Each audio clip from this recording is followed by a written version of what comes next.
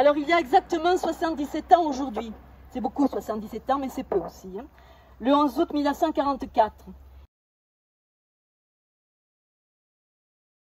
a fauché la vie de Yves Dessau, fils d'un industriel orléanais, comme vous le savez, et de Léon Marquès, fils du forgeron de Saint-Sauveur-de-Peyre. 77 ans, c'est loin et très proche à la fois. Mais la mémoire humaine, à condition de la faire vivre, est une chose précieuse quand elle refuse d'oublier notre passé pour ne pas en revivre les drames. Cette année encore, notre cérémonie se déroule dans des conditions particulières. La situation sanitaire dramatique et difficile qui secoue notre pays depuis plus d'1 an nous impose des mesures de prudence et de respect, des consignes que je vous remercie d'appliquer, même si, en la circonstance, j'ai retiré mon masque. À quoi servirait cette cérémonie et celle que l'ANAC, l'Association nationale des anciens combattants et amis de la résistance, organise tout au long de l'année, en mémoire des résistants tombés au combat ou fusillés lâchement, si on ne prenait pas le temps de répéter inlassablement, encore et toujours, qui ils affrontaient. Un régime pétainiste de collaboration avec le nazisme, dont l'idéologie, avec une armée fanatisée, responsable de crimes de guerre et de crimes contre l'humanité, et de plus de 60 millions de morts. Le danger d'une telle cérémonie serait de faire de ce moment d'hommage un simple rendez-vous du mois d'août, noyé dans la liste de toutes les cérémonies habituelles.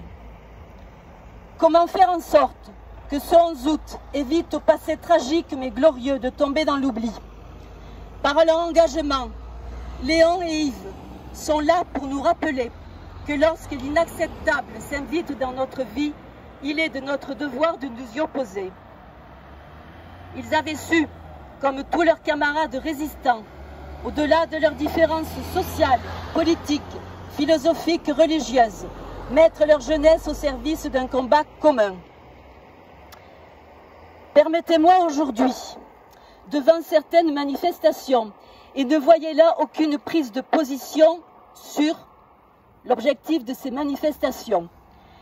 Donc permettez-moi, devant ces manifestations, de vous faire part de mon incompréhension et de ma colère, qui sont aussi celles des résistantes et résistants encore en vie, des rescapés des camps de la mort nazie, devant les raccourcis, à la limite de l'indécence, dans les comparaisons inqualifiables à la Shoah, insultes à celles et ceux qui n'ont pas eu le choix de porter cette étoile jaune qui les a conduits droit à la mort.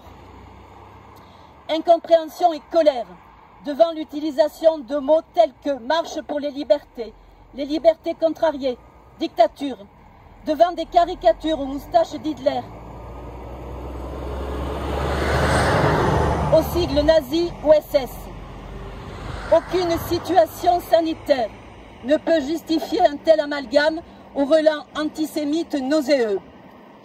Déjà l'an dernier, lors de cette même cérémonie, je vous avais exprimé ma colère devant l'utilisation à propos du confinement de thèmes tels que loi liberticide, résistance, etc. Comment en est-on arrivé à une telle méconnaissance de l'histoire de la situation de notre pays de 1935 à 1945, à une telle confusion? Tout cela dans notre France, dont beaucoup de pays dans le monde envient notre démocratie. Cette démocratie et sa liberté d'expression sans risque que nous ont rendu les résistantes et les résistants par leur combat et souvent au sacrifice de leur vie. Il y a des amalgames dangereux qui peuvent, inconsciemment peut-être, banaliser certains régimes et faire tomber leur horreur dans l'oubli. Aussi, comment, en évoquant Yves et Léon, ne pas rappeler le 27 mai 1943 et la résistance, la création sous la présidence de Jean Moulin du Conseil national de la résistance et l'adoption, le 15 mars 1944, du programme de ce Conseil, mis en œuvre à la libération par le gouvernement provisoire présidé par le général de Gaulle, qui ont permis à la France d'être ce qu'elle est encore aujourd'hui. Dans cette période où les crises sanitaires, économiques et sociales vont se trouver accentuées par la gravité de la situation exceptionnelle que nous vivons depuis plus d'1 an, À un moment où l'inconcevable de naguère s'invite comme option politique dans une Europe frappée d'amnésie, soyons vigilants dans notre choix et notre volonté de préserver, en cette période critique, les valeurs humanistes et de solidarité sur tous les plans portées par la résistance.